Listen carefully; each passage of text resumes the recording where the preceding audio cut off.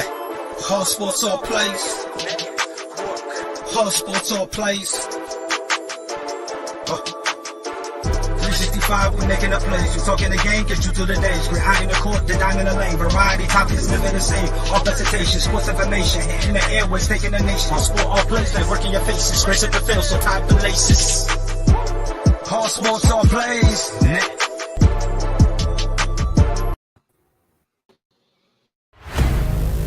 Get ready. This summer, the Arena League Sports is on ASAP Network. Tune in live on either the Tiki Live or Roku app, as well as your smart home TV.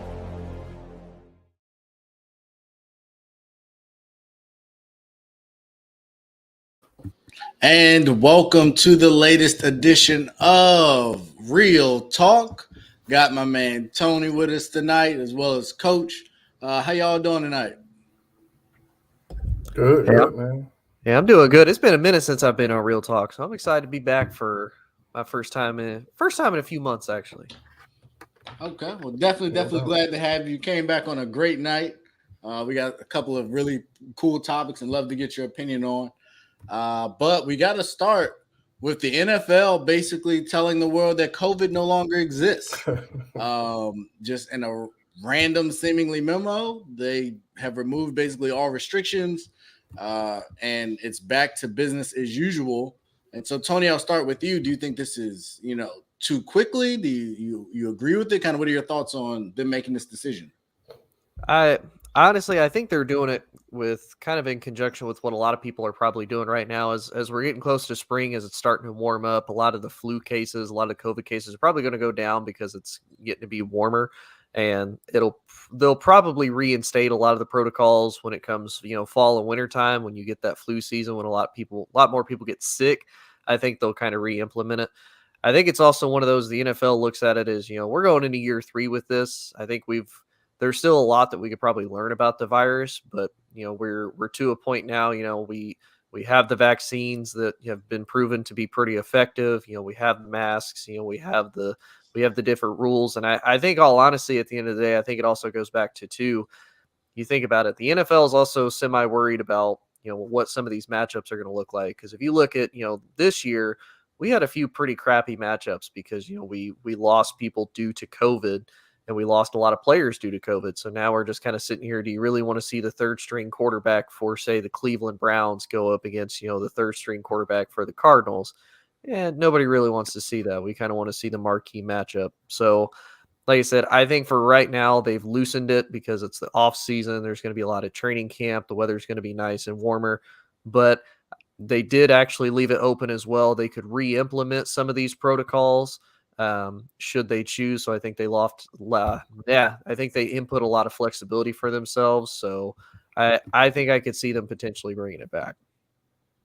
Kenny? Yeah, I think the same. I think it's probably a temporary thing because, like Tony said, you're gonna have to wait and see how this goes because, we're not totally out of the woods in terms of this, whole COVID-19 situation. So I think it's one of those things to where also I think it's another thing to where there's not as much interaction because, again, it's the off season. There's not a lot of guys going into facilities. People are, home with their families and or out of the cities that they play in altogether. So I don't think that they're as concerned about, transmission or cases or people being affected by it because they're not gathering together as much.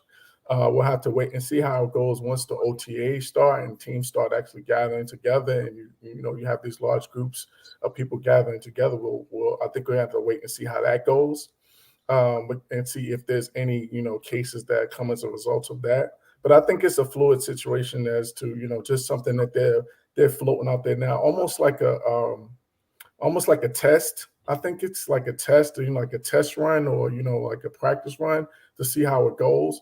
Because at the end of the day, we all know that this is a money-driven situation as well. Because owners want to get back to full capacity, want to get back to having all the fans and everybody being able to do their thing and being able to get some of the money that they lost over these last couple of seasons due to COVID. So I think that's also a part of it that's driving it as well.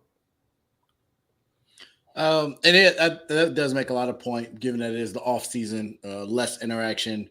I guess my question is, I feel like it was maybe 2 weeks ago, and they had basically locked down the combine, and we were trying to make it a bubble situation. Mm-hmm. And then the players and agents rejected that, and they relaxed on that idea. And then in a couple weeks later, if that, we're here. So it just seems like, and I don't know if there's a different commission that kind of oversees the draft, the combine aspect, but there seems to have been some kind of miscommunication between the NFL to have seemingly opposing extremes in such a short period of time. Do you guys know if they're run by the same, or any thoughts on that? Honestly, I think they may just be kind of mimicking,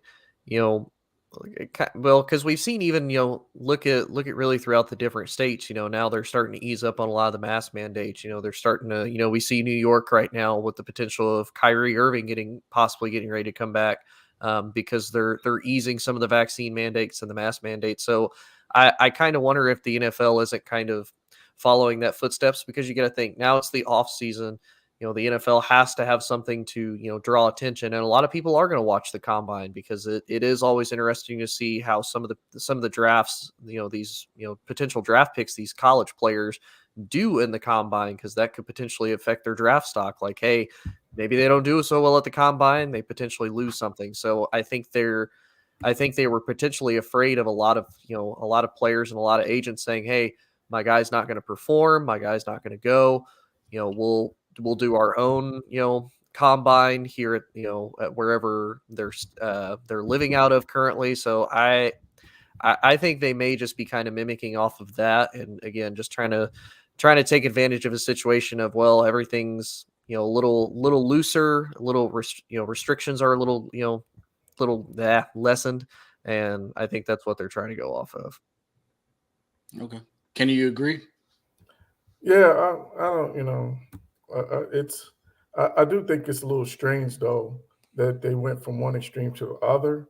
I thought that they would probably do something maybe more relaxed as opposed to going, just totally hands off. So I am a little surprised about that. Gotcha. Okay. Well, like I said, hopefully this kind of continues to play itself out. Obviously, we want everybody to be safe. And in a perfect world, by the time we get to fall, things would have hopefully settled a lot, so that, these kind of things can remain in place. But given all of the recent changes, and I believe it was you, Tony, who mentioned Kyrie being potentially able to play, do you feel like people like Kyrie and others who have been, I think Carson Wentz might be another one, who have held out, do you feel like people owe them an apology for the way they would have been criticized through this COVID timeframe? I'll start with you, Kenny. Yeah, because, well, I'm going to say somebody in particular. I think Stephen A. Smith is one that owes Kyrie an apology, because you go from, basically killing a guy to saying that he's being screwed when nothing really changed from the time when you started criticizing him to now. Like, we knew at the time that he was criticizing Kyrie that that visiting players were allowed to play at the Barclays Center, whether they were vaccinated or not. This is not new news. This was already known. So, the fact that people are now just starting to speak about this, I think is disingenuous. And I had said this before, and I'm just repeating what I've said before, is that at the end of the day, there's no perfect answer for this situation. Being vaccinated does not, preclude you from getting COVID. Whether you're vaccinated or not, it doesn't make no one's exempt from this disease. So there's no right stand one way or the other. And so for people to come out on one side or the other and think and speak like it's the total right thing to do, it's just not. It's just not valid. It's just not accurate. It's just not true. And I think that people, everybody that was criticizing Kyrie, they need to turn around and now don't be the guy, and then don't be the guy after you criticize him now talking about he's being screwed and this rule makes no sense when you was talking about it on one side the other way. I just got a problem with that. Tony? Oh yeah, I mean, I definitely think they're owed an apology because I mean, you think about it, they not only chose to do this, like Kenny said, there's no right or wrong answer for this. They obviously had a lot of access to different tools on information about the vaccines, what works, what doesn't work, the pros, the cons, everything like that, and they made an informed decision. And you know. More for Carson because we haven't really seen Kyrie, play yet in New York because of the mandate. They did all the protocols they're supposed to do. Kyrie doesn't go into the center in New York, nothing like that. Now he travels with the team on road games, depending on the state's requirements. But I mean, yeah, they've done everything they're supposed to do as far as following the protocols that were set by both the league and whatever state that they're playing in to, be compliant with still trying to keep everybody safe, but also still keeping their beliefs intact. So to me, I definitely think that people owe them an apology for that because they stuck to it. They didn't, cave to pressure of, oh, well, if you just get the vaccine, you'll be fine. Like Kenny said, nobody is, immune to all of this completely. Like there's still that potential chance. But again, they were compliant. We've seen other people not be compliant. And I feel like they didn't get ridiculed as much as people like Kyrie and Carson who you were just like, hey, we're not taking it, but we'll do any other alternative that we can do to be compliant and still be safe. Cool. No, I definitely agree. And Kenny, I appreciate you going specifically to Stephen A.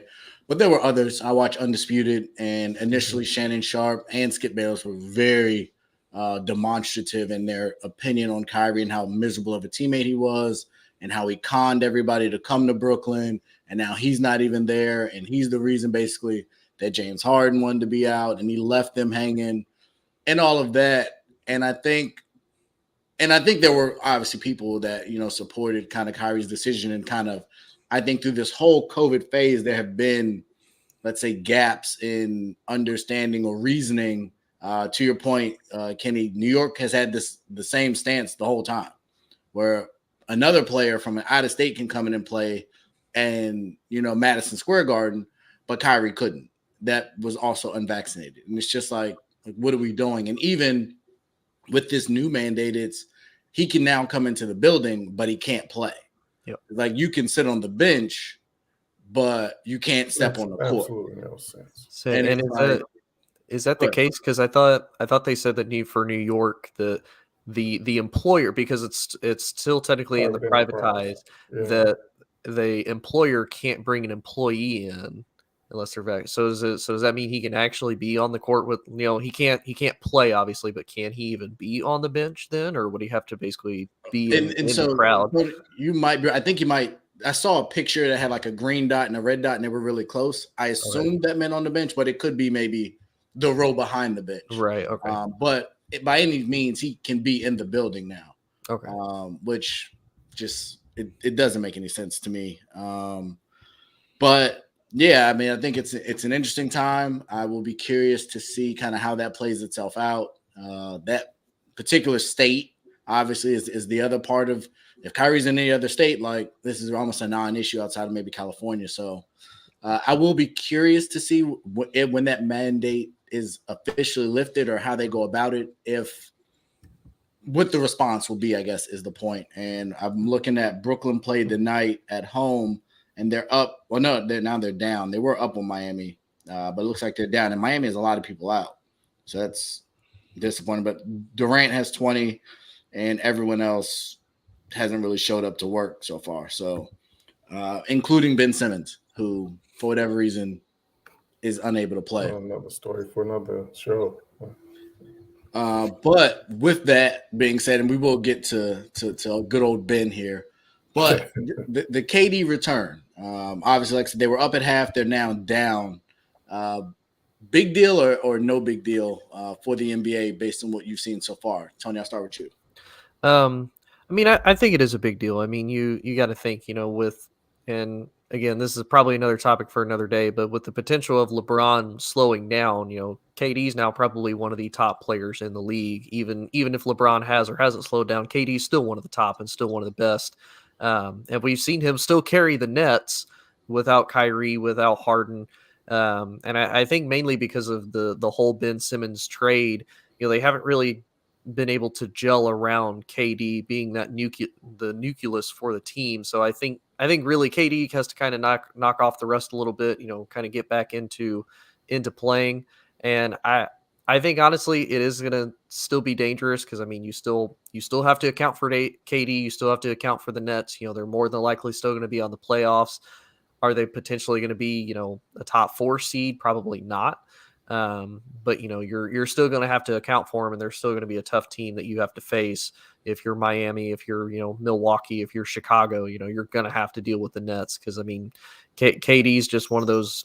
He's a once in a generational type athlete that you have to account for and you can't completely disregard. So I think it puts the Nets potentially back in a better position than what they've been the last few weeks when they've been on a pretty bad downward slope. Kenny? Yeah, I think it's really important for them in terms of trying to get out of that playing tournament. I think that having KD back gives them that extra firepower that should be able to help them to improve their playoff positioning. Because I think right now they're in the eighth seed. Yeah. So I think they want to try to make a push to see if they could get out of that playing tournament. So I think that's going to be really important to have him back. And then, and also the trade that they made, bringing in a guy like a Seth Curry, as well as signing a Goran Dragic, that gives them a couple more weapons, guys that can knock down shots around KD. So I think that's going to also help them be able to develop some chemistry with those guys and kind of integrate them into the lineup and get them, comfortable with, where they're going to get the ball and where they're going to get their shots from.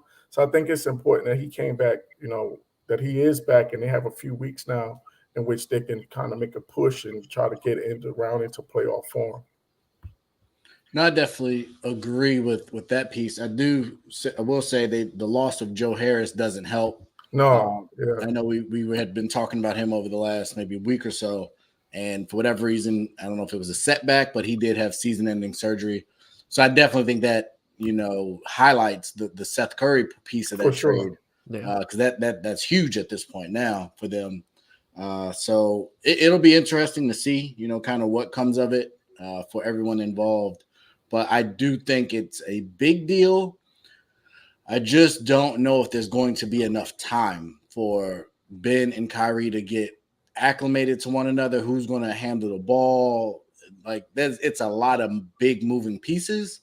And so with what I've seen out of, Miami, what I've seen out of Milwaukee, even in Philly's looked pretty good so far. I think it's going to be a lot tougher than I think maybe initially expected. KD's going to come back. Kyrie will not be able to play. It's going to just run seamlessly. I had no idea that Ben Simmons, would be week to week. I don't know where that comes from. I don't know what he's been doing all this time. He's under LeBron's company. So I would think that he would have some kind of LeBron's regimen, maybe. I don't know. LeBron seems to always be ready to play. So I don't know also how KD and Kyrie are going to feel about that. If he's week to week, why are you week to week? What are we talking about? But I think Brooklyn has a tough road ahead of them. And I think at a certain point, Steve Nash is going to start to come under the microscope, regardless of how well we think he's coaching. They are underperforming. There's no reason they should be losing to this Miami Heat team with KD returning. So definitely some drama there in Brooklyn, but should be an exciting end to the year. We talked about the combine earlier in kind of the COVID aspect, but we see year in and year out. People get drafted really high based on great combines, and then the season starts and not so great. We also see the reverse of people that tape says they can play. They run slower than you expect them to. They're shuttle slower. They don't bench press enough. And in this year's saga, you might not have a big enough hand size. Yeah. So I don't think people were really beating down this draft class as a class full of great quarterbacks anyway. But now really one of the top one or two prospects his hands are too small. And I think it was Joe Burrow came out and said, I guess I should retire now because my hand size or whatever. I think that tweet resurfaced. Yeah. So My question for you all is the draft, is the combine outdated? And if not, like how much stock should you put into it? And I'll start with you, Kenny. I think it's one of those things kind of similar to analytics as to in terms of we have to use it. We have to use it in doses. It can't be the end all be all. And I think sometimes in the past, I think it's been one of those things where um, there's too much weight placed on the combine and not enough weight placed on what you did on film.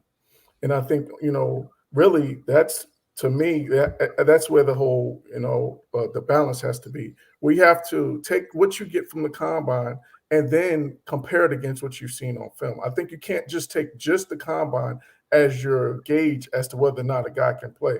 Because watching a guy work out in shorts and a t-shirt is not going to give you an accurate gauge of who they are once they put those pads on and once the lights come on and the whistle blows. So I just think it's one of those things where you just use it as a measure. And then at the end of the day, it's also one of those things that it gives exposure to guys some guys that may not get the exposure that they during the season that they wasn't able to get, and they're able to make a name for themselves. So I think there is some.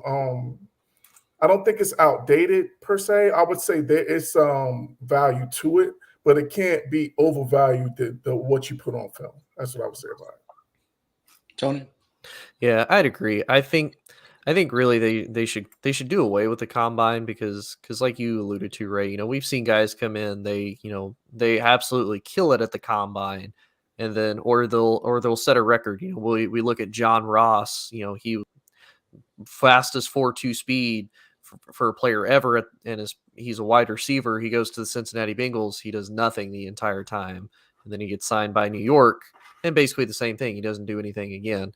And so to me, if I would get rid of the combine and maybe allow teams access to the players, kind of, run some drills with them to kind of see, okay, say for example, Kenny Pickett out of Pittsburgh, hypothetically, actually not hypothetically, more realistically, say the Saints were looking at him and, Dennis Allen is like, hey, maybe I want to see him do a little bit more rollouts. Maybe I want to see him, see how he handles, a pick play, different things like that to kind of see how he reacts.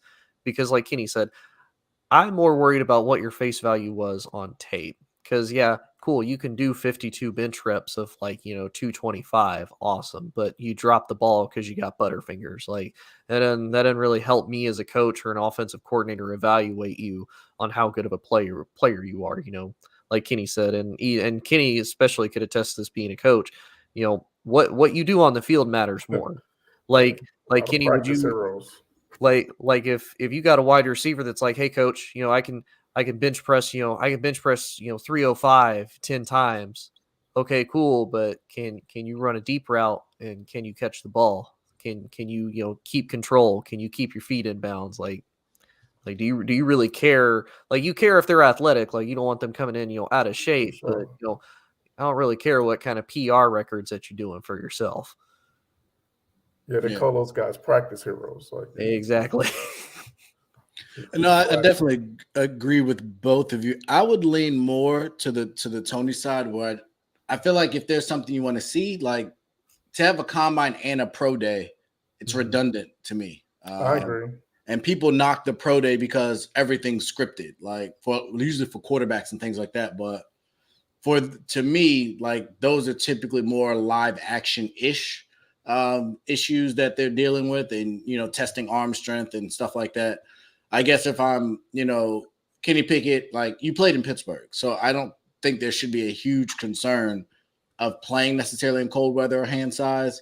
Maybe in your pro day I forget maybe it was Baker Mayfield that had like in the rain or something like that, or wet the balls or whatever. So you can do things like that to kind of validate your ability to play the position. But I think by and large, I just don't think it's necessary. And I think it causes talent evaluators more trouble because I feel like you come into it with an idea of what someone's going to do. And if they don't stick to the script, I think then it throws a wrench into your evaluation. So he looked fast on tape, but he just ran a 4.5. Like, so what do you do with that? Or, he played strong, but he only benched so many times. Like, or I didn't think he was that good, but man, he looks great. So I just think the way it impacts boards is clouded. And I agree, you could use it in conjunction, but I just don't know if we see enough of it being used in conjunction versus all of a sudden someone skyrockets up the board. To John's question about Ja'Marr Chase and Burrow 2.0, I don't see it in that capacity because I don't see Mac Jones as Joe Burrow. Like, I think he's a decent quarterback, but what Burrow did was have maybe one of the greatest college football quarterback seasons of all time. And yes, Mac Jones had a very efficient one. I just feel like it was different, me personally, from my eye test and what they accomplished. I also would lean Chase over Michi at this moment, but I definitely think he's talented. So I see a better correlation there, but I would give the nod to Burrow more so as a better quarterback than Mac Jones. And I think the system is also very different based from what they have in New England to Cincinnati. So that's my 2 cents. Tony, what are your thoughts? Yeah, and I'll be honest, like when I look at Alabama, especially this year more than any, Alabama really didn't have, aside from the offensive line, didn't really have any players on the offensive side of the ball aside from Bryce Young that really stood out to me as the stereotypical Alabama, like, first round talent absolutely everywhere. Because you got to think, at one point when Mac Jones was the quarterback, you had Henry Ruggs, Jerry Jeudy, you had Devontae Smith, and Jalen Waddle, all 4 wide receivers on the same roster. And you got to think some of these guys were even, the second and third string wide receiver. So, I mean, to me, Michi isn't bad. I definitely wouldn't put him in the same category as Ja'Marr Chase. And I think for Mac Jones, I think for him, and it's going to sound really bad, but I think he is good. He is a kind of, to me, the stereotypical system quarterback, because if you look at Mac Jones, like, what system probably mirrors Alabama's to an absolute T when it comes to the professional, NFL, it's New England. Like, he couldn't have fallen into a better situation with a style that he likes to play in, pretty tight end heavy. You don't need star, wide receivers on the outside. Like he did well with, Nelson Aguilar, with, N'Keal Harry. So I think it would still be a solid connection. I think it would give Mac probably a upgrade at the wide receiver position, which New England's always looking for. But as far as potentially being Ja'Marr Chase and Burrow, I don't see it. Burrow is more kind of heave it down there with the big gunslinger arm, whereas Mac is a little bit more cerebral. He'll pick you apart a little bit more than Joey B will, but that's just me. Yeah, no, I agree. I think it's I think for the Patriots though, they do need an upgrade at wide receiver, so he would definitely be an upgrade or help them, bring some more talent to that position. I think that's one of the things that they're missing is talent on the outside. So he would help, but in terms of them being a 2.0, I think that's a bit of a reach because, like Tony said, I think Mac Jones he's more of a game manager than he is a guy that's going to push the ball on the field and make big plays with his arm. I just think that I think that at the end of the day, though, if you're able to having that connection or that previous chemistry with the guy can only help. So I think the fact that they already have chemistry would be a help to them and kind of fast forward the process of them, producing on the NFL level. So I think it is a good fit, but I don't think it's anywhere near the Ja'Marr Chase and Joe Burrow connection. Yeah, I think it becomes, a security-ish blanket. I think that aspect of, Burrow said, I forget after which game he's like, well, I knew Ja'Marr was down there, so I just threw it. Yep. I don't know that I would advise the same thing with me. But I think that familiarity will be good for Matt going into a second year. I agree with you. I think there are going to be some opportunities with the wide receivers that New England should take advantage of. I don't think they necessarily knocked it out of the park last offseason, even though they spent a bunch of money. So I think they can definitely upgrade it. And if he's there, I'm good with it, but I wouldn't say that there aren't other issues as well. So Free agency, I think, will also help paint a better picture going into the draft. But as far as it being 2.0, I wouldn't jump that far this soon. Yeah.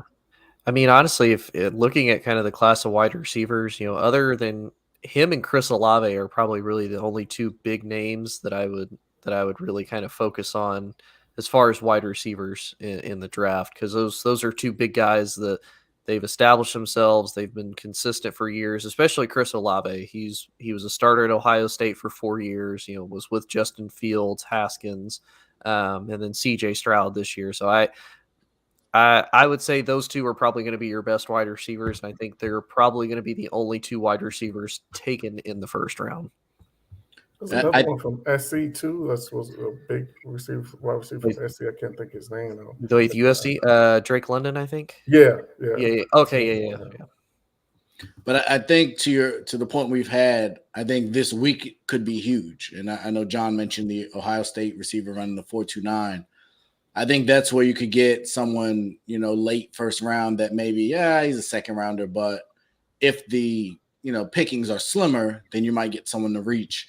I know, like for Washington, they keep talking about us taking a quarterback. I would not take a quarterback in the first round of this year's draft. Mm-hmm. Figure it out. I think there will be a number of potential options via trade or free agency that you could get for relatively cheap. I think we have much bigger needs. And if one of the, even any of those really 3 wide receivers that you mentioned, if any of them are on the board, I'd much rather take them at 11 than Kenny Pickett or I think Malik Willis is the name out of Liberty. Mm-hmm. That's not. Yeah, I don't think nobody's taking a quarterback that high. That reach. Well, I don't think they will. I think if they do, like Ray said, I think it would be a reach for Washington. I think they do need somebody else on the other side of Terry McLaurin, but I do think Washington is going to be more. I could see Washington trading out of the first round, and like Ray said, trading to get an upgrade at quarterback, because Heineke's not bad, but obviously there's a ceiling with him. There's limitations, and then Fitzpatrick got hurt. Do they really want to try to bring him in to continue to kind of be a bridge guy which really, to me, him and Heineke are kind of about the same type of quarterback, just age difference.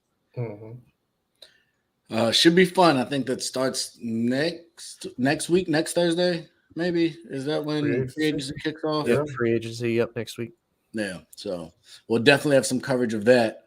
But speaking of, we have talked, and I've been super critical of Mr. Kyler Murray and his performance and the Arizona Cardinals, and I wish our great friend Jay Ness, who said he is too busy for us, would show up to talk about it. But the Arizona Cardinals have speaking of deals, like you said, given a huge extension to Cliff Kingsbury and the GM there.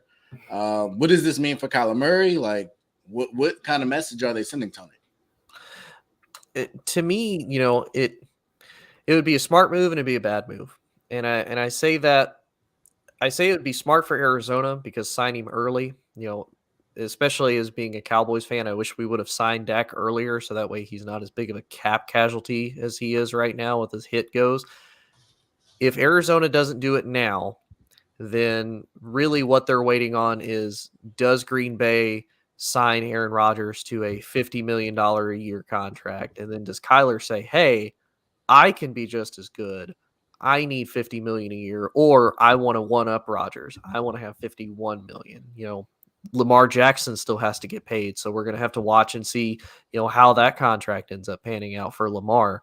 So really, it's going to be a massive floodgate of where these deals go for Kyler. If I'm Arizona at the same time, I wouldn't really do it yet, because I say that because Arizona is so interesting. They're a first half of the season type team. They start out really hot. They start out great, and then they fizzle out the back half of the year. And for me, I don't really get why, especially when you look at the team that they had this year. Like, you can't really put much more great talent around Kyler than what they had.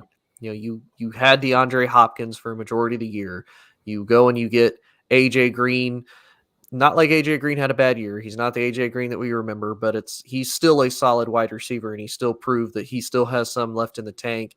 And you have a great slot receiver in Christian Kirk. and then you have James Conner and you have Chase Edmonds in the backfield. You retooled your offensive line. You got And you traded for Zach Ertz. And you got Zach Ertz in the middle of the season. So you gave Kyler a lot of weapons to work with. And it's like he can't make it work. And a couple of us actually talked about it on our show yesterday. Kyler is one of those quarterbacks that's like he tries so hard to extend the play, and I feel like because he does that is why he gets injured. He kind of reminds me of like how Vic used to be, how RG3 used to be. It's like you're doing all of this and you're getting hurt. And when we talked about this, we kind of wish that these quarterbacks would follow like what Michael Vick said, hey, if I learned how to be a quarterback first and then run and be an athlete second, I would probably still be in the league for a lot longer than what I was, because of the injuries. And I think for Arizona, it's a high risk, high reward. Like, yeah, you're going to have a solid quarterback. Kyler is solid. There's no doubt about that. And especially given, free agency this year, quarterbacks aren't going to exactly be the greatest. And, especially in this year's draft, the quarterbacks aren't the greatest. So, Kyler is a solid option. But to extend him right now in his third year, that to me is crazy. But again, I think if they don't do it now, A, they're going to be hurt because of the cap, and I think B, they're still going to be hurt because maybe in 2 or 3 years, if they do re-sign him, Kyler maybe comes back and says, "Hey, now I want to be repaid. I want to restructure this. I want to be paid more to compensate for what I do." But to me, I think it's a mistake if Arizona does, but it's a mistake if he doesn't. It's one of those. It's so weird, the whole situation with Kyler, because again, you've put all this talent around him, and it's not like you got a bad defense either, and he couldn't really do much with it, especially in the second half of the season. Yeah. No, I definitely agree with everything you said. I think the hard part in evaluating this year is they did lose DeAndre Hopkins. And prior to that, they looked great. But we have also seen them tail the year before with, supreme talent. So I think it is an opportunity for Cliff to be on safe footing. I think to kind of make, make him comfortable saying like, this is your team. You don't have to coach nervous. You don't have to coach scared for your job. But I do think, and we've seen this, Washington went through it, Dallas went through it. When you have these quarterbacks that you're not sure about, it sucks, but you either got to pay them or cut bait, because the longer you drag it out, it just cripples your franchise. And Washington may feel like, no, because we franchise tagged them twice, I would say we lost. And then Dallas, I think if you ask them right now, should they have given Dak that deal, or could they have maybe, whether it be pursued Brady when he became available, or, made another decision. Or signed him earlier. They would have saved money. Or signed him earlier. Exactly. I think all of those are definitely true. And why Arizona, if they believe, and by all accounts they've met and said you are the future, why you are waiting until after Lamar Jackson potentially signs to try and sign Kyler Murray is foolish. Because if you think, and yes, Lamar has the MVP, but Lamar has a very similar criticisms to not performing well in big games. So if that guy, yes, he has the MVP, but he gets north of 50, you got to come in at minimum 47, 48. Mm-hmm. And I think the difference between even Aaron Rodgers and Kyler is Aaron Rodgers might get 50, which I think would be an absolutely foolish decision, but that might be for 2 years. Mm-hmm. Kyler's deal is going to be 4 to 5 years. We saw what the Chiefs did with Mahomes and stretched it to 10. And although it may not go to that, like, I don't know what they're doing. Like, you got to make a decision. I think you need to make it sooner than later. And if I'm Lamar, I'm going to keep waiting. And he's representing himself, which I think is very interesting as well. But no, I think they got the coach and GM solidified, which I think is a good first step. But whoever is last to sign is going to pay for it dearly. And you don't want to be franchise tagging your quarterback with. And you guys talked about that talent in Arizona. Some of it's young talent. So other people are going to have to get paid too on the offense and defensive side of the ball. And there's only so much money with the salary cap. So definitely very interesting. Kenny, I don't know if we got your take on it. What are your thoughts? Yeah, no, I just think he's To me, this says that he's next up especially because him and Kingsbury have the same agent, and the fact that they already signed the coach, you would think that means that he's next up. But I think you guys both make a really, especially Ray, you made a great point about is I think they need to do this sooner than later because you don't want the market to get reset and then it's costing you more money on the contract. Because again, the later that you wait, or the later that you wait for him to sign, so you wait till after Lamar resets the market and you have to sign him, then it's just going to cost you more money down the line. So I think that to me, if I'm the Arizona Cardinals, I want to do this sooner rather than later, and I think it's going to save you money on the in the long term if you do this sooner rather than later. You already locked down the quarterback. You already locked down the coach, and the coach and the quarterback is supposed to be, hand in hand. They brought him in because he wanted to coach Kyler Murray. So the fact that you signed the coach, who, to be honest, I don't know that he's done much to really deserve an extension per se, because, again, another point that you guys made about them fading down the stretch in these last few years, that goes to coaching as well. So the fact that you locked up the head coach and he's the guy that you brought in to coach Kyler Murray, and they have the same agent, like all of that speaks to me and says that you're going to take care of him at some point. But again, I think it's important that you do it sooner rather than later so that you don't get caught having to overpay him because of the market. And kind of to that point, you talk about the overpaying part. One thing I think Dak definitely had going for him was his leadership qualities. I don't think there's been a lot of, question about him being a leader. Given how Kyler handled this offseason and a lot of the reports we've read, do you think that how much of a role do you think, if any, that plays in this negotiation, Tony? I think it plays a lot because, this to me kind of shows, and I can't really say much because I'm the youngest person here. It says a lot to his immaturity because what did you really do? The spectacle then of like, oh, I'm going to unfollow them on all the social media. I'm going to remove pretty much my entire name and everything from Arizona. But then you turn around and say, hey, I'm your guys' quarterback. Yeah, I'm gonna send you this like cryptic thing, but I want y'all to pay me. What is really what did you think that was gonna do? Like, did you think it was gonna be like? I guess it's one of those like, you break up with your girlfriend and you think, oh, this will make her want me more, like if I do type thing. Like, what are you really getting at? So I think it does, because Arizona's going to be like, so are you going to do this again? Like if we, extend you and then you're like, need another deal. Hey babe, it's not working out. I'm gonna potentially leave. Like, you gotta get me that PS5 or I'm done type thing. Like that.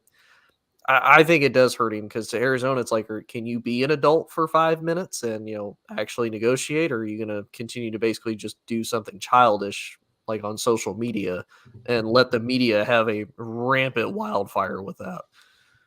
Yeah. Kenny, any thoughts?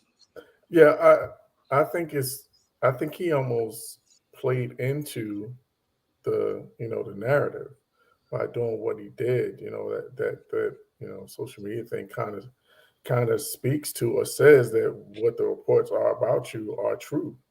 I also think that it was a ploy on Arizona. I think it was a negotiating ploy on Arizona's part to get that narrative out there as well, to kind of diminish his value for negotiations. So I think it was a two-pronged effect, and he kind of played into it, and he didn't help himself by doing what he did. I think if he would have just kept stayed the course and just kept doing what he was doing, kept his mouth shut.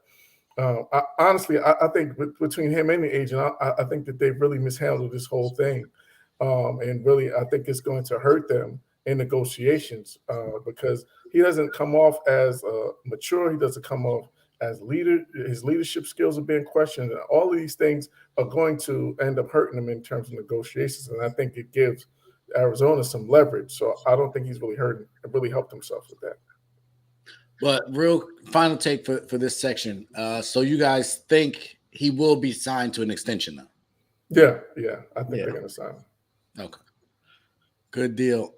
Speaking of which, in signing and negotiating, we've seen, and I'm not super intelligent on this side. I'm not going to go real deep on the Major League Baseball negotiations, but by all accounts, I almost said Bud Selig. Rob Manfred has come out and said that games are now going to be missed. And for the longest time, we've criticized the NFLPA for similar reasons, because players have never really been willing to miss game checks. And we've praised even the NBA and how the relationship between the Players Association and the league kind of functions, and it's more a collaborative effort. Do you think the NFLPA is paying attention or taking notes? And should they look to follow suit with some of the things that they see from some of these other organizations? Or because of the lack of guaranteed contracts, are they prohibited from kind of taking this kind of stance? I'll start with you, Tony. I think they should take notes, because I mean, if you look at this, the fact that you're really hurting your entire brand by doing this. You're hurting your whole entire season. You know, you look at the fact that COVID pretty much hurt a lot of businesses anyway. They hurt a lot of sports because you had to cancel games, everything like that.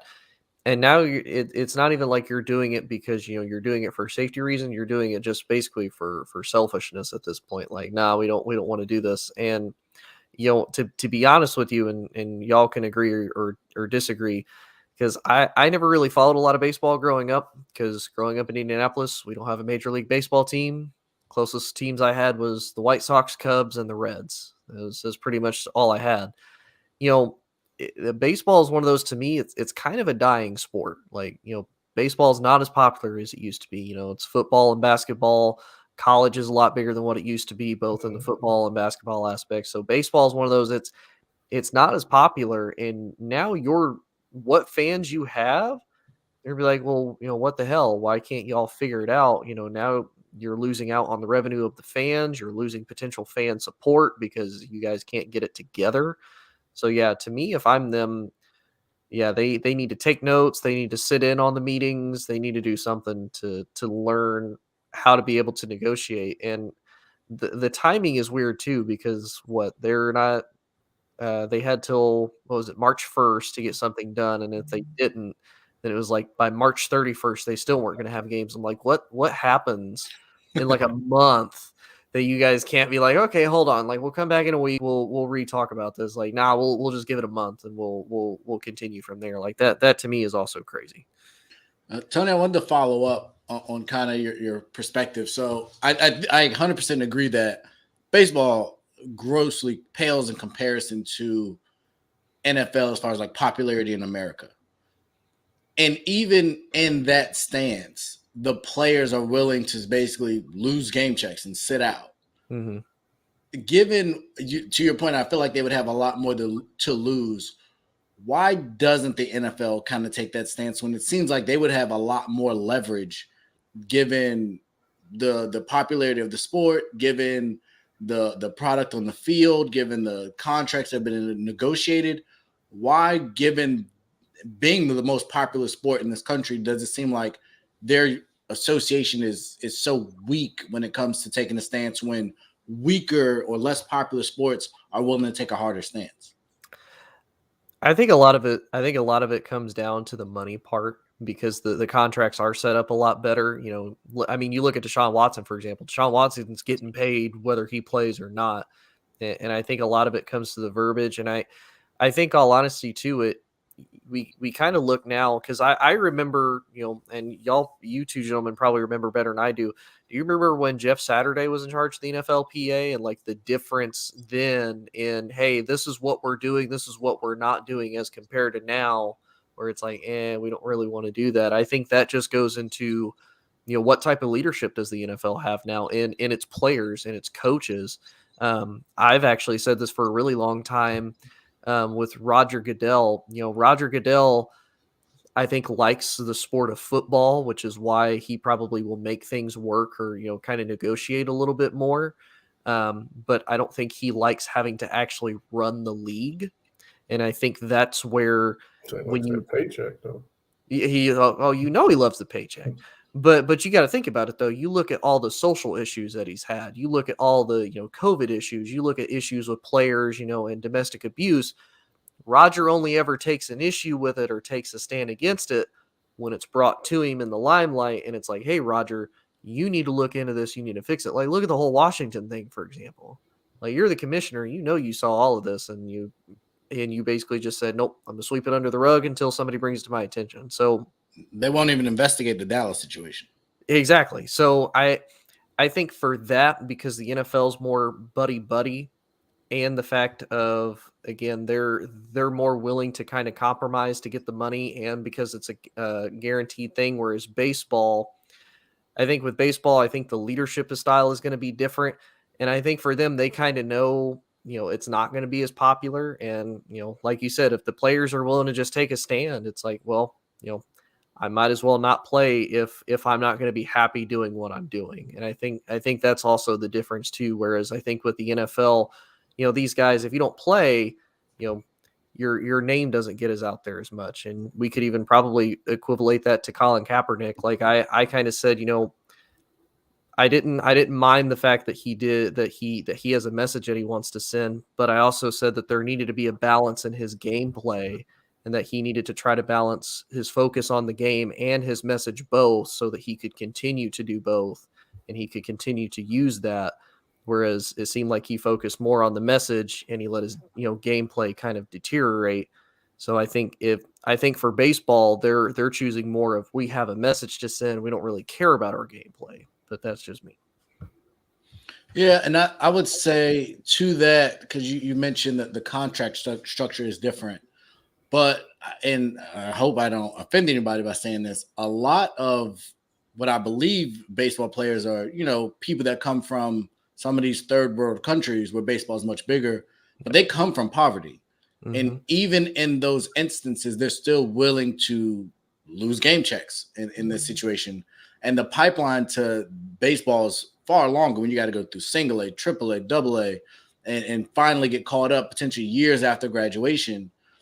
I just think I would like to believe that the NFL players are looking like, we got to wake up and realize the leverage that we do have. And I get the non-guaranteed contracts, but set the money aside. Like the owners, and we saw with even the combine is a small example. Like, you have more power than you think. But I think to your point, Tony, DeMaurice Smith, I've never really been a fan, and I don't know why they keep reelecting him, but he is not working in their best interest, in my opinion, based on the results I've seen. Go ahead, Kenny. No, I was saying I think he's on his way out. But I think that the most important point that you make is that they don't have that quote unquote war chest. Like the MLB, these guys, they've already spoken about that they have a war chest ready, and they're willing to stand their ground on this. So I think it's one of those and that's what the NFL basically capitalizes on, is the fact that the NFLPA doesn't have that uniformity or unanimity in terms of pulling their resources together to help those guys that don't have the mega contracts. And I think that's what happens that's what causes the fracture is the mid-level and the lower level guys that can't afford to sit out. Those guys, they start to start speaking up, and they start talking. And you think about it. If you got a 53-man roster, you probably got, between 15 and 20 guys on that roster that's making, that's on the lower tier in terms of what their salary is. And then you multiply that across, 28, 30 teams, or however many teams are in the league. That's a lot of voices. So when you have that many guys that you have to account for, it's hard for them to have that, that united front. And that's what they need, because if we think about it, man, it's past due time for the NFL players to have guaranteed contracts. They're the most dangerous sport out of the three major sports, and they're the only ones without guaranteed contracts. And I think that has to be the thing that they should be watching MLB. They should be watching and seeing what the blueprint is, and seeing how they're handling their negotiations, so that when it does come time for them to, for that next CBA to be negotiated, like that has to be something that they stand on. that all NFL contracts have to be guaranteed. And that's something that they're going to have to be willing to fight for and pool their resources if necessary. Because another thing, Ray said that you said that was so important is that NFL is the most popular sport in the country. So, and you guys are the talent. Without you guys, there is no product. So if you guys are not on the field, the owners have no product to put out there and they can't make money. So you have to use that leverage and use that hammer to your advantage and be able to be willing to forego game checks if necessary to be able to get to that place to where you're getting what you're looking for in terms of collective bargaining. Well, and I gotta ask you, gentlemen, real quick, how much of it, like Ray said, a lot of these baseball players, they come from all over the world. They typically come from more poverty, stricken countries. Do you think that kind of plays into effect of that unity because, hey, we have to stick together, like this is our background, like we deserve this as players, whereas the NFL players are a little bit more selfish. Like, perfect example, Aaron Rodgers, he's like, I don't care if I want Devontae to get paid, but I want mine first. And kind of the same with other players in the NFL. It's like, well, that kind of sucks, but I want my money because, I want to take care of me type thing. No, I was going to say, and I won't go way down this road, but I think that could be it's a cultural difference. Mm-hmm. And I would say, in my opinion, the black community, which the NFL is predominantly black, historically hasn't been very unified. The problem with that is the NBA is similar in proportion, and they figured it out. So I can't completely say that it's that, but I think there are other factors that kind of speak to the inability for them to be on one accord. But I guess the part to me that I also lose, I get because I think, Tony, you make a great point, but I also look at someone like Tom Brady, who historically has taken less to help the team. And I feel like that mentality shouldn't just be season in season. And so taking discounts in season, that should be, if Tom Brady's willing to let Antonio Brown stay at his house, then some of these top tier guys maybe need to pool their money together better to help sustain those lower tier guys and keep them happy, so to speak, through a negotiation. And no, it's not to be a bailout or anything like that, but there should be something that everybody pays into yearly for times like this. And typically this is something you should be able to see years in advance. This isn't something that one day we wake up, all right, negotiation or the contract's back, we can opt out in 2 months. Let's come up with a plan. Like I think from the time you sign one negotiation, you should start planning for the next one, because everyone knows in negotiations, a good negotiation is when both sides are unhappy. And so if that's the case, you should have been planning to say, all right, these are some things we didn't get. How do we get them next time? Yeah. And if they're non-starters, then you got to plan for that. And I just feel like there seems to be a lack of preparation when it comes to this, because this last negotiation, I think the players ended up getting a lower split, but again, they got to smoke their weed, which at this point, who cares? Because it's legalized everywhere anyway. Like, I think even the NCAA has said, we don't really care if you smoke weed anymore. So how big of a win was that really? Yeah, and I think the other thing is that, we talked about, I think the selfishness comes from the fact that it comes from the contract situation. Everybody's trying to make sure that they're taking care of theirs, trying to make sure they're getting their money, making sure they're securing their bag. And I think that's what leads to, a culture as to where everybody is not willing to sacrifice because they're so worried about making sure that their money is secured. Yeah. Yeah. So on the idea of contracts and things being secured, and a slightly different but still sports related topic, Antonio Brown has, I don't know if you guys are familiar, but Rolling Loud is a huge music festival in Miami. And he and Freddie, I wish Freddie was on to really discuss this, but he is a performer at the Miami Rolling Loud. I think it takes place in July, like late July. So given all that, I guess it would take, I think he only has one song, maybe more. If that is his focus around July, which is about when football starts back up, do you guys, based on what you've seen from him, think he will find his way onto an NFL team next year? And I'll start with you, Tony. I mean, I honestly, I think he does, and I say that because even with all of his issues, he still produces on the field. And I mean, we can look back at other wide receivers that they had off the field issues, but they still produced on the field. To he had some of his issues off the field, but what he could do every Sunday? He could play ball. We've seen it with a multitude of different receivers. Be that way. So I mean, I think he will. We obviously there's a lot of rumors. There was the Instagram picture of him in a Baltimore Ravens uniform, which is very possible because Baltimore definitely needs the wide receiver help. His cousin, Marquise Brown, is there. And obviously Marquise potentially may or may not want to leave, but maybe if Antonio comes there, maybe it convinces him to stay. I think he does just because you really can't dismiss the talent that he can bring to your team. Now where he would go, who would want to take that on, I really don't know. I mean, there's a lot of teams that need a wide receiver help, but that'll hurt a brand, that'll hurt an image. I think him and Terry McLaurin in Washington would be a big thing. But I know, but it's like if Not you with look Taylor at Heineke at quarterback. right, but I also look at it too. Washington, they got their own crap they still got to deal with. Like, y'all rebranded, y'all have the new logo, the new name, which Ray, I have to ask on a personal note, how do you feel about the name real quick?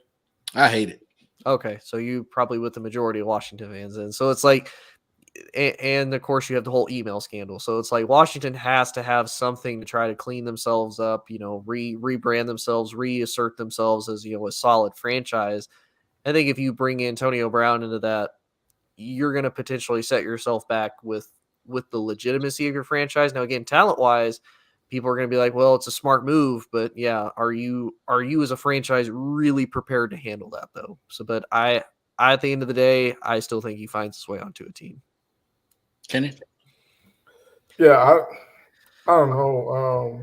I guess he will, because it won't be as much of a financial commitment. You won't have to make as much of a financial commitment to him. It's just going to be a 1-year deal.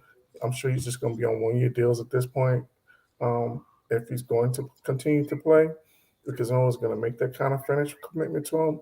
So maybe he, finds his way on the roster that way. But I don't think you can't be doing Rolling Loud though, because that's in the middle of the training camp. So it's going to be one of those things where he's going to have to make a decision one way or the other. And I honestly, I'm not for sure if he really wants to play football anymore. He might just want to continue to be a rapper and an entertainer. He's seen him linked up with Kanye and they're doing things together and they, got business interests together. So I'm not sure if he still wants to be a football player. But if he does, I'm sure there's a team out there that'll give him a 1-year deal at a vet minimum or, some low, non-guaranteed deal or something like that. But I'm not sure if he still wants to be a football player, to be honest with you. I will say I followed kind of the path as a Ye fan, but I will say in the times I've heard him speak, he hasn't talked much football at all. And so I think that becomes, and I don't think it was as relevant, but the Kaepernick question of what's more important for you? Like, do you really care about football? And so I think at some point he's going to have to answer that. I know last I heard he didn't have an agent. I think the last one fired him or whatever. So I think. Yeah, wasn't he with Drew Rosenhaus? I think Drew dropped him. Oh, he did? Okay. Yeah. At kind of the peak of everything. So I think it'll be interesting. I said this before. I think the ideal fit is LA until Woods and OBJ can get healthy off of their injuries. He's obviously spending a lot of time in LA. So I think that's the obvious fit. I think the problem becomes at some point they expect those two back. And at that point, somebody got to go. So they've come out and said that they want Odell back. Assuming that they sign back OBJ too. Right. And I think that's important, which I always thought it was weird. And I guess we can kind of have a brief conversation about it. I saw there was at one point a ton of reports about Sean McVay leaving to go to TV. What does anybody know where that came from? Like, you just won the Super Bowl, you're super young. Why would that even be a conversation? Well, there was a report that Amazon was offering him $100 million. Oh, Yeah. So And I had heard another report too that because he just got married and he potentially wants to start a family and he doesn't want to be primarily away from his kids, for months at a time. So I think that was another potential thing that he was looking into too. Amazon's got money to burn. I think they're Man. trying to get Marshawn, and $100 million ain't a small amount of money. But okay, that thank you for clearing that up. But no, I do agree. I think he will find his way onto a team. He's kept his head relatively low, which is a win for him. But his ending right now isn't ideal. And when you start talking, I think it was Damien said retire. I think if his ideal or desires to go into the Hall of Fame, I think he probably should come back and play because I think he needs to get a little bit more done. For him to get in, given all the off-field stuff he's going to have to overcome, which they now count. Yeah, that's what I was going to ask is, how much do you think he needs to still do? Because I mean, he's produced solidly and he finally has a Super Bowl ring. So I mean, he's got probably one of the key things that a lot of people look at whenever they look at the potential Hall of Fame vote is, well, did you win a championship and how many did you win? And AB finally got one last year. So I mean, do you think that how much more do you think he would need to do? At least for you personally, how much do you think would he need to do? I compare him, and I know T.O. hates the comparison, but I think they had similar trajectories and similar performance. But when you look at all-time stats, their stats aren't that close.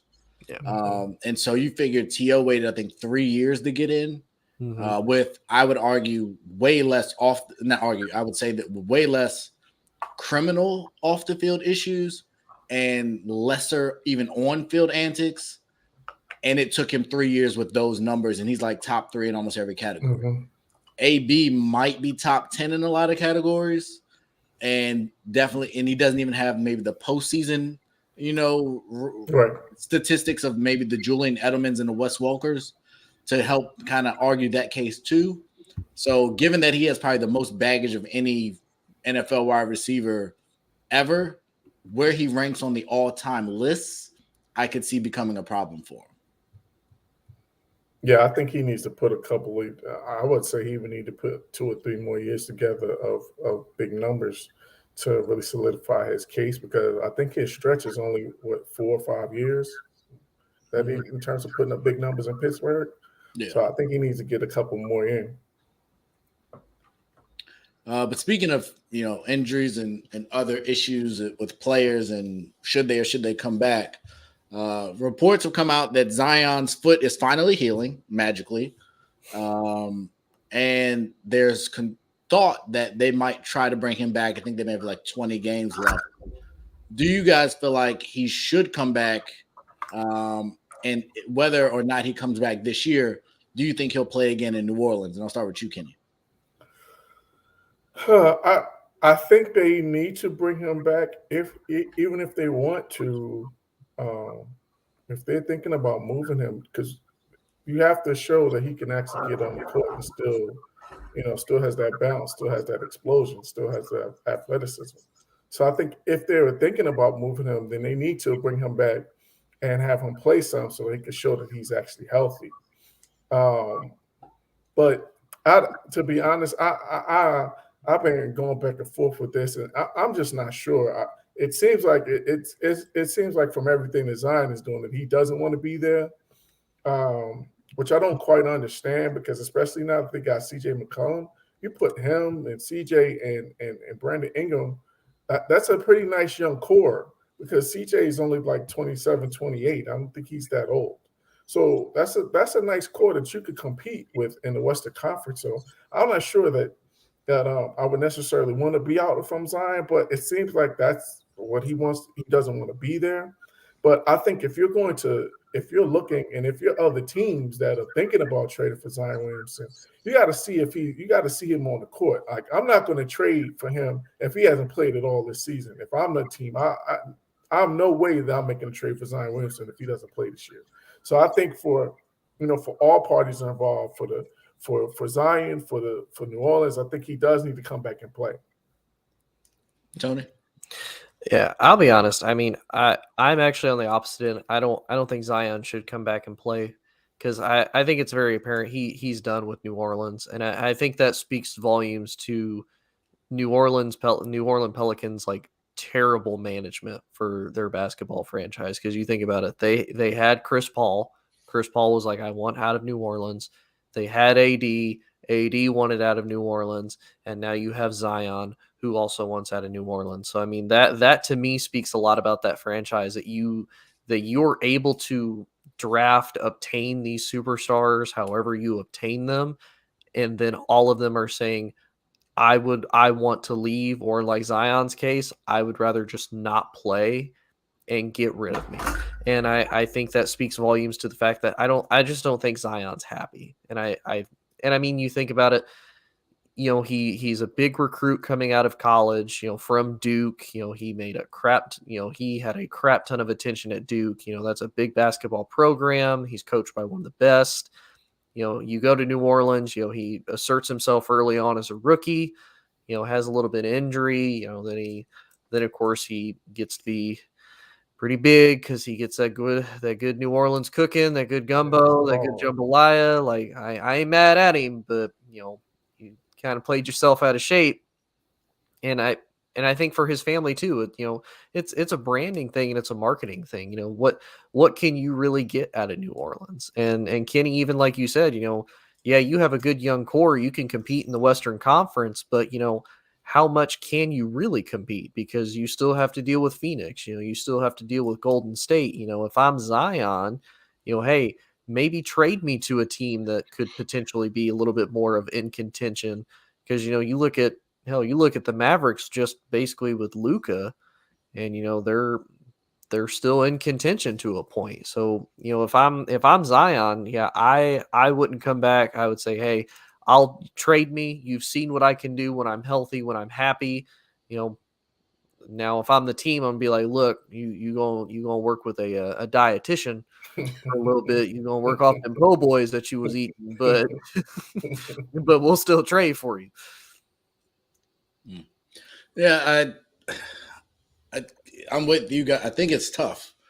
From an organization standpoint, I feel like if he doesn't want to be there, by all accounts, he doesn't. The worst thing you can do to a franchise is let a guy go for nothing.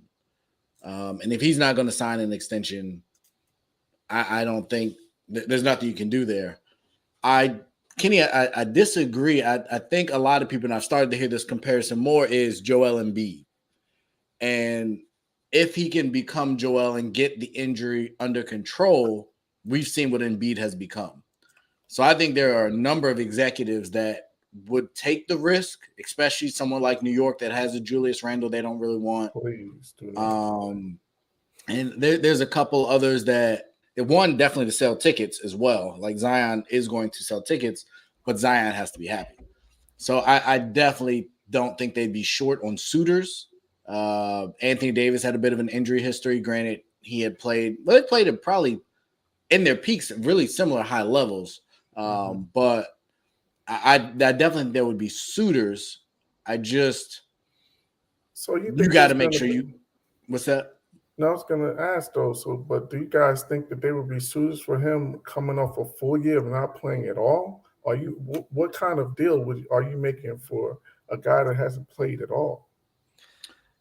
I personally whatever you got to pay him, you're going to make probably back in ticket sales. No, I understand that. I'm just saying he's a dynamic talent. Like, and right now we love everything that Ja Morant is. But he was making a push to be Rookie of the Year. He just didn't have enough games. He was an all-star. So I think that's what you're grading him on. We've seen Clay be out for a long time and come back. KD's been out for a long time and come back. We've seen people be out for extended periods of time and be able to come back. And for him, it wasn't an ACL. It wasn't an Achilles. It's just been different random things in his lower leg. So I think most people would think we'll get him a nutritionist, a dietitian. We'll have him on a good exercise plan. He'll be healthy here, and he'll play great. So And I think there's a lot of people that would take the risk. And I think too, you could almost kind of compare it to the whole Kawhi situation. Like if you're a team trading for Kawhi, you know you're not getting a full NBA season out of him. But you know when he is on the court, he's more than likely he's going to make an impact and he's going to keep you in contention. And I would say the same thing for Zion. Like he's a big name, and kind of like to this comment that Damian, said that he doesn't think he wants to play basketball. I think he's only playing because his parents want him to.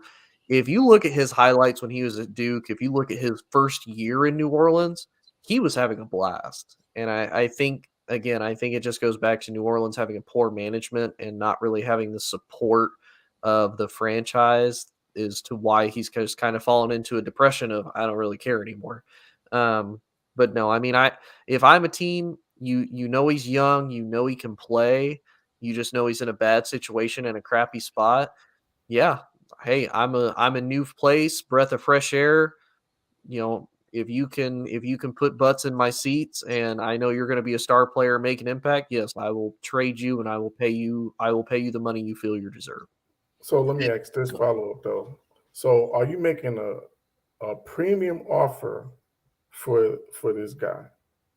So if you're making a trade offer for him, are you making a premium offer? So like in other words, a starter and a first round pick, a starter and multiple first round picks, that type. Are you making a premium offer for this guy? I would say it depends on where he goes too, though, because I mean it could be one of those. Is Detroit trading for him, and they're just trying to rebuild themselves? Does Indy try to trade for him because again try to rebuild themselves, or do you look at maybe?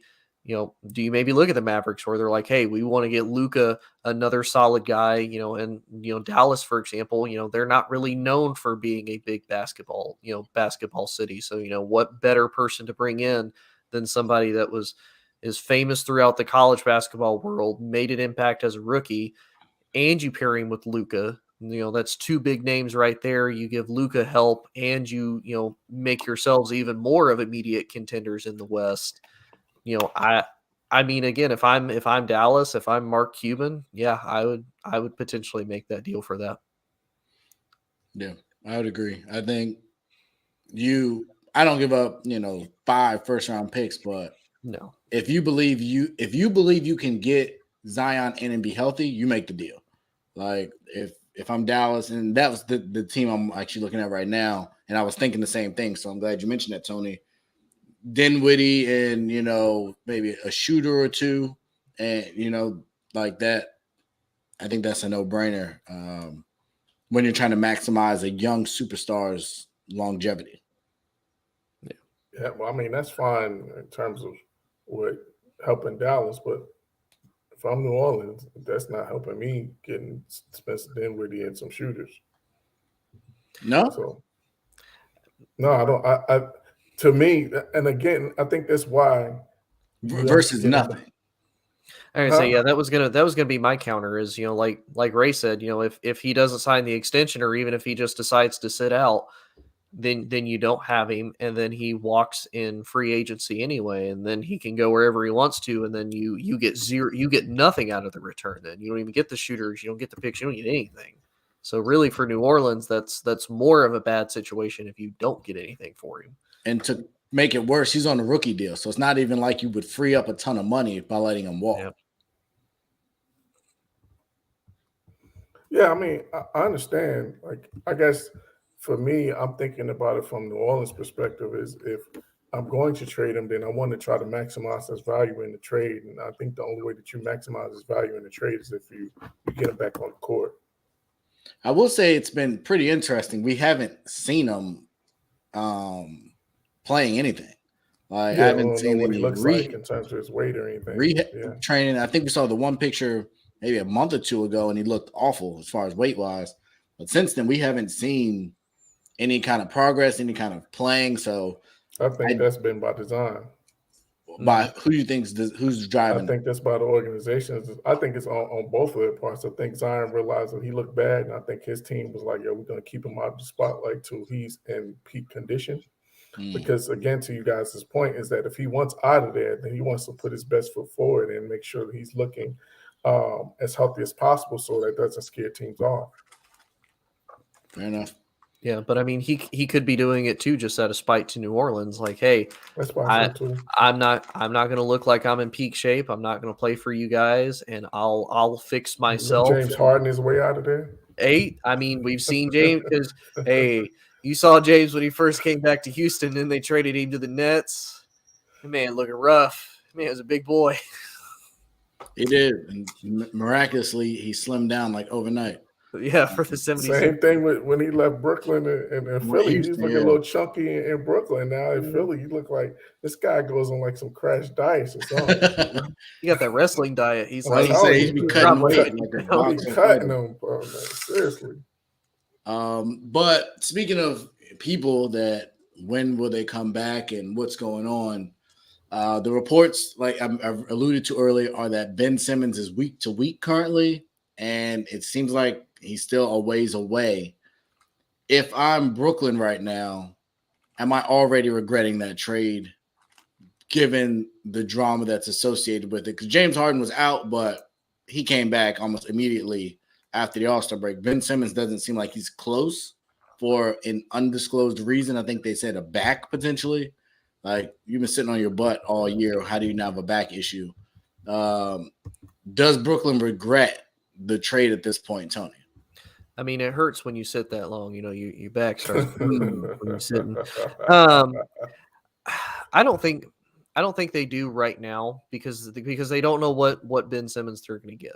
You know, they made the trade for a reason. They see what he can do when he's on the court, and I think for Brooklyn as well. You know, again, yes, there's a potential Kyrie can play, but that's no definitive. And, you know, they want to have those all-stars. They want to have those big names to help KD, you know, and like you said, with, you know, the addition of Seth Curry, you know, that, and to add Ben Simmons in there, that's going to be a big deal. So, I mean, really you gave up a lot to get him.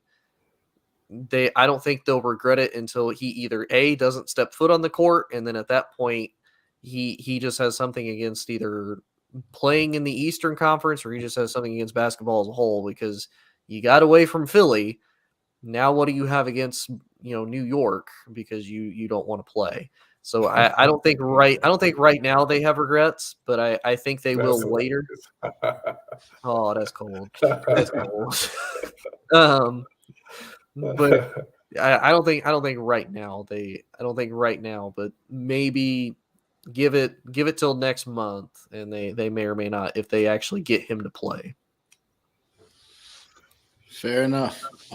So I don't know, man. Like, I've tried to understand like sports athlete psyches, but this Ben Simmons thing, I don't get. Like, I don't know what the issue is. Like, is he just trying to collect the check? Damian mentioned, does Zion not want to play basketball anymore? I don't know that Ben wants to play basketball anymore, the way he seemingly was not prepared for this transition. You've been holding out all year, saying you're not going to come back. I would have thought your goal would have been to get in peak condition so that once the trade goes through, you can start playing. Mm-hmm. But for whatever reason, and I'm guessing Brooklyn is paying him right now because he's out on injury, but I don't get it. Kenny, your thoughts? I'll just keep it short and sweet. The first game after they play Philly, Ben Simmons will be back. That's what this is about. This whole and the reason why they're using his back is because that's the easiest injury to be able to diagnose. So there's nothing wrong with his back. Just like with James Harden, he was talking about he was sitting out for his hamstring. As soon as the All-Star break came back, he was back. It's the same thing. They're holding him out just to make sure, just to wait till after that Philly game. They're giving him a couple of weeks to make sure that he can ramp up and be physically ready to go. I don't think he was playing any 5-on-5 because he had totally, you know, he was not doing anything with the Sixers whatsoever. So whatever he was doing, it was either one-on-one things or maybe he was playing pickup. So I think they're just taking a couple of weeks to get him ramped up and make sure that he's ready to go. And I checked the schedule. Sunday, March 13th, they play the Knicks on Sunday afternoon. Ben Simmons will be back on Sunday, March 13th. You heard it here first. We have a prediction. All right. We will see what comes. And that is a valid point. And I know that was something that had come up previously. And I forgot that game was on the horizon. So that's a valid point. I think that will be very telling if I'm Brooklyn and I'm going into the playoffs with the way Philly's playing and we're waiting to after that game because you don't want to come back. Man. But and then also it plays too as well. And again, we don't want to minimize mental health, but it also, speaks to that narrative as well, as to make sure to put them in an environment that's not as mentally taxing to try to bring him back, and then him have to go to Philly, that could trigger him or something along those lines. So I think they want to ease him back in and try to make things as easy as possible. And it's possible they may even wait till that following week. They may not even play him that Monday. They may not even play him that next game. They may play in the game after that. So I could be a game early, but he'll be back the week after that. The week after that Philly game. Okay. Because think about it, this part too. Like the day after he got traded, we hadn't seen Ben Simmons all season. And as soon as he get traded, he's sitting on the bench, he's high-fiving and smiling and having a good time with his teammates. Like if he was really that bad off in terms of mentally, like he wouldn't even be sitting on the bench. He wouldn't even be seen out in public at all. So the fact that he did his press conference, the fact that he's sitting on the bench, I think that speaks to the fact that he's trying to he's going to be back.